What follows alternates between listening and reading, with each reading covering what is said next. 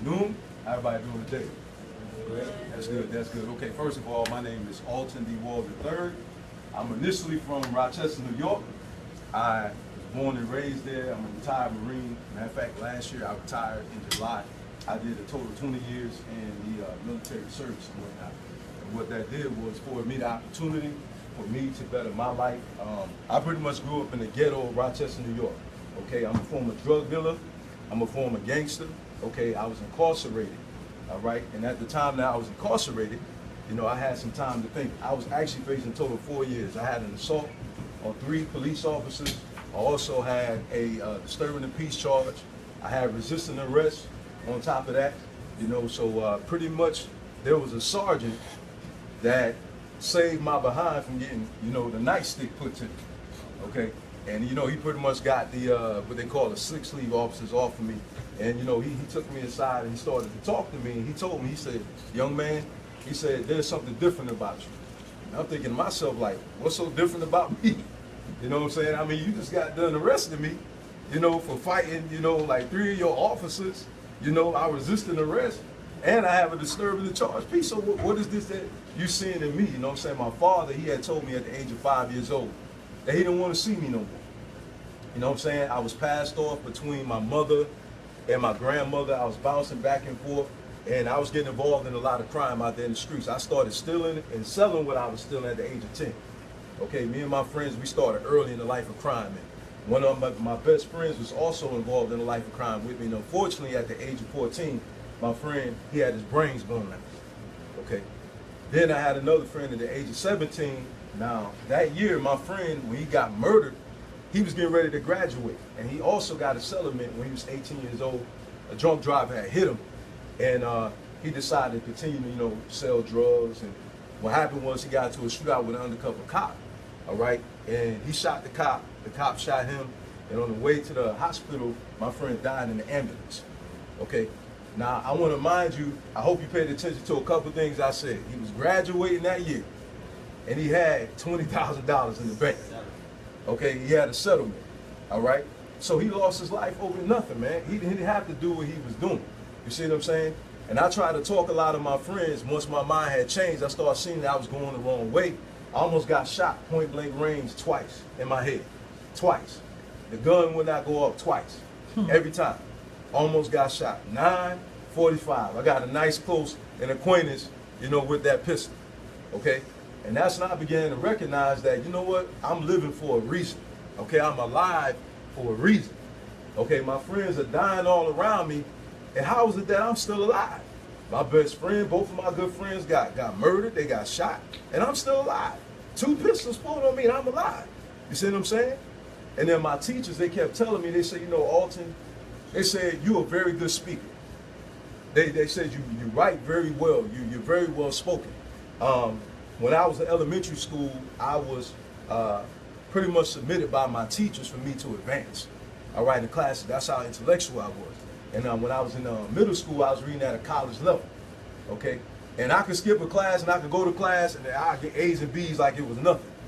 But I was using my intellect to do the wrong thing. You see what I'm saying? And so I said to myself, I said, listen, man, I need to make a choice. I need to make a decision in order for me to change. Because the only one that's going to change is me. I seen my friends on the corners. They was doing the same thing, you know, getting drunk, getting high. Come home, they broke. They asking me for money. You know what I'm saying? And then I started seeing that I made the right choice. Okay, I made the right choice. I'm telling you today, the most powerful thing that you have, ladies and gentlemen, is a choice. Okay? You heard what I said earlier. I grew up without my father in my life. Okay, I retired, okay, at the age of 38. Here's another thing. I don't have to work no more. Okay?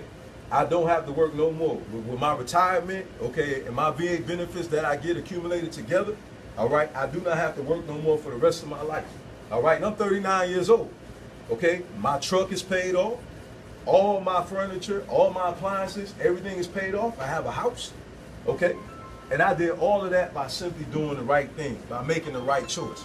You know, it's a proverb that I heard before, and that proverb says that a fool only despises wise instruction. If you teach a wise man wisdom, they'll become wiser.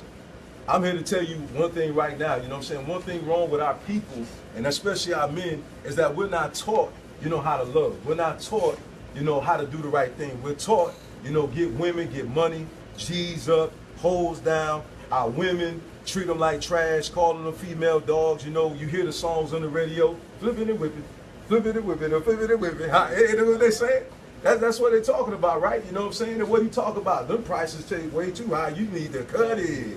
You know what I'm saying? So you think about the lyrical content, you know, that these rappers are disseminating to our generation.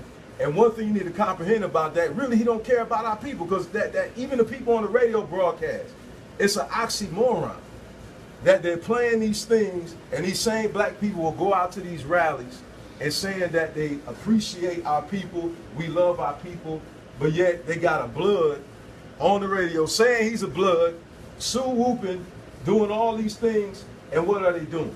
They're doing nothing but putting our young men in the ground and putting them in jail. Will we not agree to that? Not agree to that. So what I'm here to tell you is you got the power, and what I want to do is I want to encourage you, brothers and sisters today, to continue to do what you're doing, man. You know what I'm saying? I salute you guys. My sisters, I call you queens. You brothers right here, you kings, you understand? You know, one thing that we have is that we have family. We have power. We are a strong people, okay? And the reason why I'm saying is I want you to think about this for one moment. How do you take a people from their own continent, put them on another continent, we still here? Think about that. They took our people from out of their, you know, continent, put us here on another continent, and we still here. You got a brother that one of our people right now, you know, he's owning a Rolls Royce. He got his own Rolls Royce. It's the first time in history. We got a black president. Okay, we got people all around us that's entrepreneurs, that's rising to the top. Why? Because we're a strong people. But see, what our problem is, we're fighting each other. We're killing each other. You see what I'm saying? We're talking bad about each other. You know what I mean? We're not taught how to be people of love, people of intellect. Sometimes we're taught that, you know, we're dumb, we're stupid, we're slow, when really we're actually not. It's something I just want to put in your mind, because first of all, we didn't speak this language. Let me just hit you with something real quick when it comes to that. We didn't speak that language. So it wasn't because we were slow. You take a Caucasian and you put them over there in the jungle and see whether they could comprehend what's being said, whether or not they'll be able to talk. You understand? We was kept from learning how to read and write. But see, now you got the tools to empower yourself. You see what I'm saying?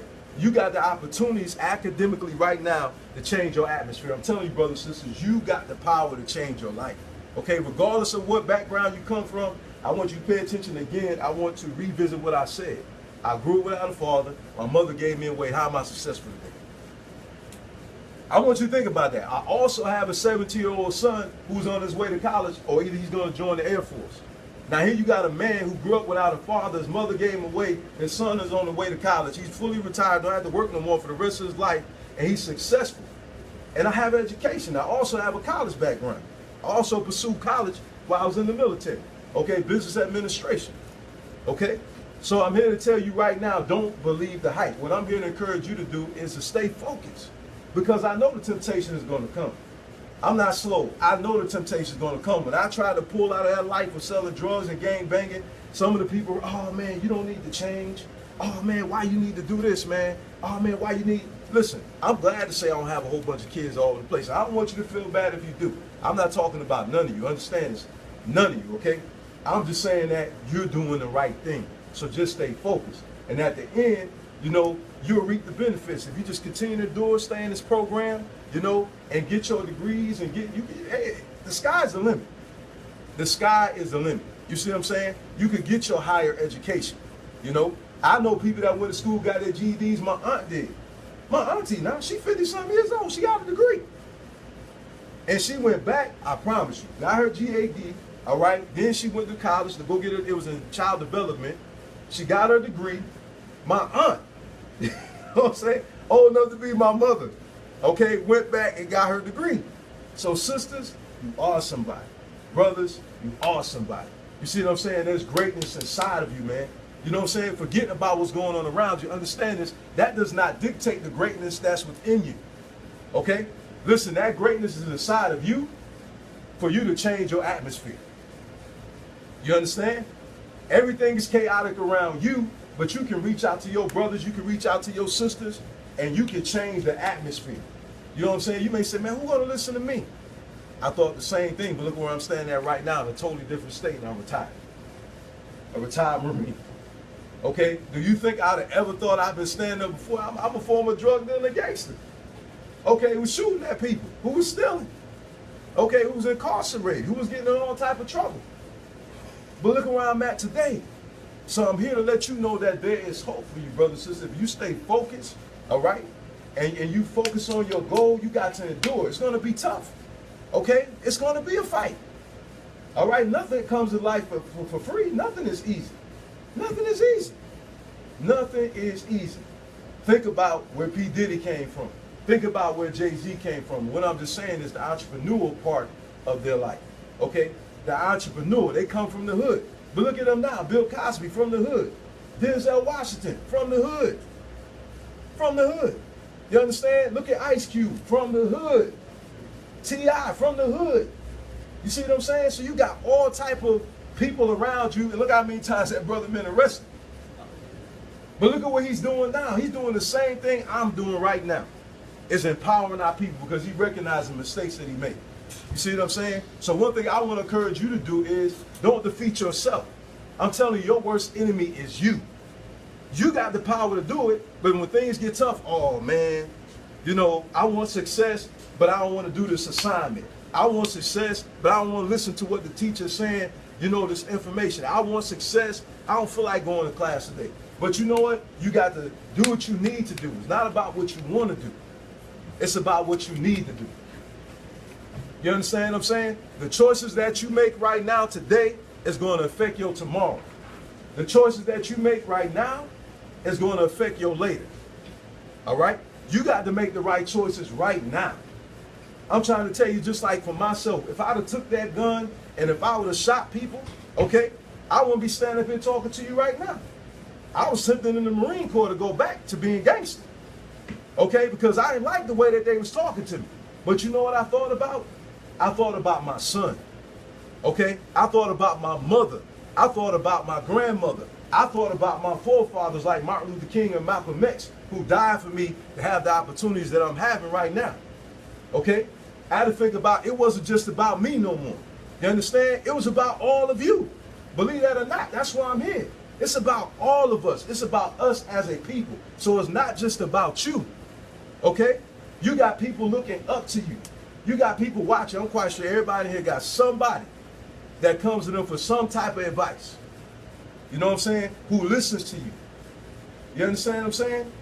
It's not just about you. It's about us. It's about us as a people. You understand what I'm saying? You can do it. No matter what, no matter how hard it gets. You know what endurance is? The definition of it is for you when you feel fatigued, you continue to go. Let me tell you something. And this is it. Getting ready to close out with this right here. I'll never forget when I was in boot camp and I couldn't shoot that weapon to save my life, man. I could not shoot that weapon. What ended up happening was I ended up getting dropped to another platoon because I couldn't shoot that rifle. But you know what I kept telling myself? I kept seeing myself walk across that parade deck. I didn't say, oh, I'm a failure. Oh, I said, no, I'm getting it. I said, I'm going to make it. I had my own platoon members telling me, Walden, you behind the power curve. Walden, you not going to make it. And you know what? That same dude who told me that, you know, he got dropped to another platoon and I graduated. He was still there.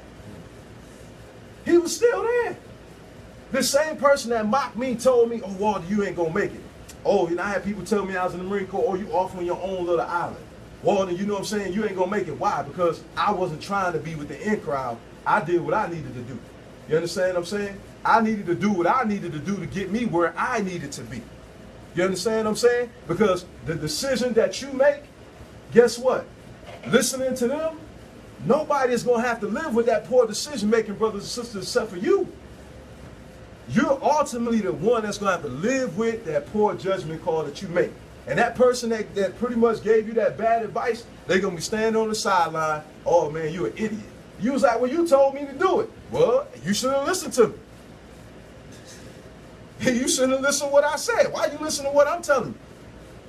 You see what I mean? I seen this happen. I'm not telling you something that's an allegory. I'm telling you something that I seen actually happen. Okay? And then when a person needed their help, turn their back on it. Turn their back on it. True story. True story.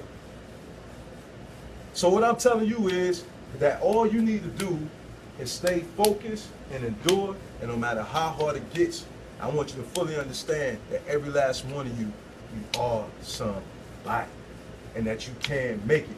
But I'm telling you right now, you gotta work in order for it to work. You understand what I'm saying? In order for this to work, you gotta put in the work for it to work. Okay? You have to do that. You have to do that yourself. You understand what I'm saying? And also, keep this in mind.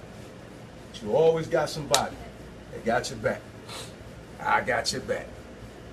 I got your back. Any of you want to talk to me? I'm part of New Game Movement as well. Okay? And what we do is we do mentoring and everything else too. And if you want to talk to somebody, you're more than welcome to talk to me. We have a page on Facebook where you can reach them at. All right? You can contact them on Facebook.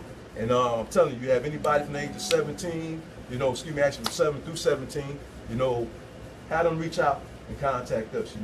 We'd be more than happy to come out and, speak to them and help them out. Women as well, also. Yes.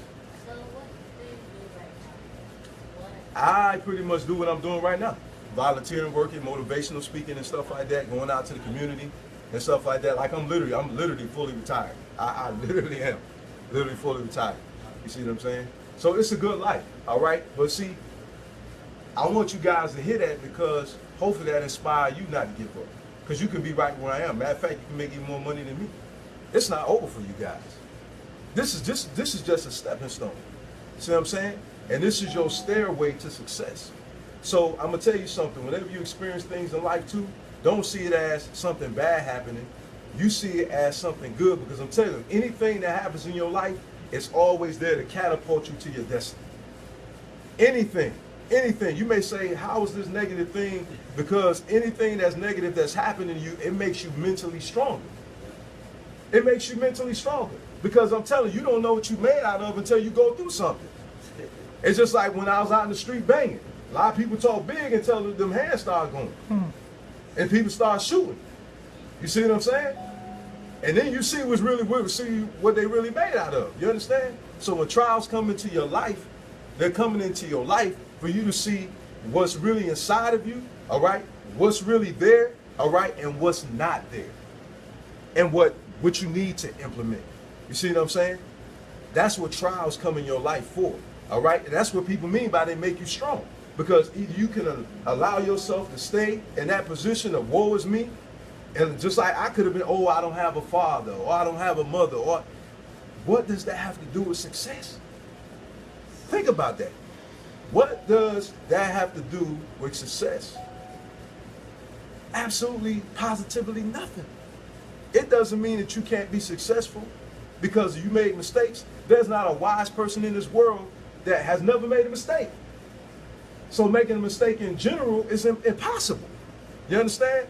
But wisdom is you learning from that mistake and you don't continue.